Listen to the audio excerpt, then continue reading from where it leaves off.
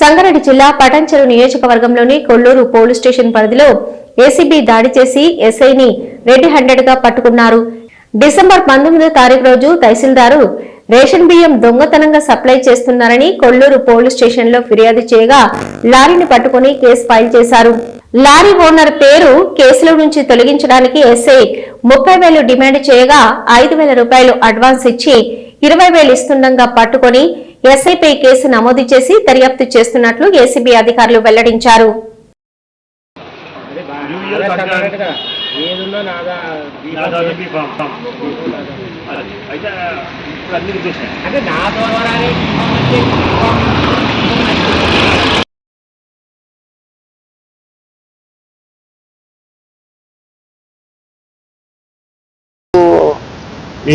Last month 19వ తారీఖు ఒక complaint వస్తుందండి.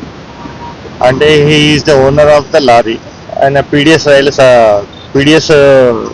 రైస్ సప్లై చేస్తున్నారని చెప్పేసి డిప్యూటీ తహసీల్దార్ కంప్లైంట్ మీద మన కొల్లూరు పోలీస్ స్టేషన్లో కేసు రిజిస్టర్ అయింది.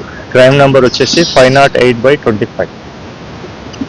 దాంట్లో ఈ లారీ ఓనర్ కూడా వన్ ఆఫ్ ద అక్యూజ్డ్.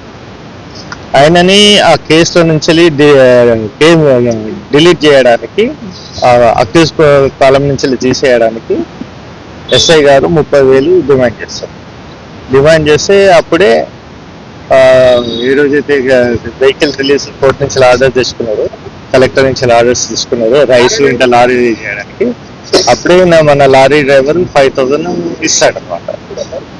ఈ 19వ తారీఖు ప్రైబ్ని ఏమైనా రెడ్యూస్ చేస్తారేమో అని చెప్పి అడిగితే 20,000 ఒప్పుకుంటారు. ఈ రోజు 20,000 ఇస్తున్నప్పుడు పట్టు. CB Medak range office at Sangareddy.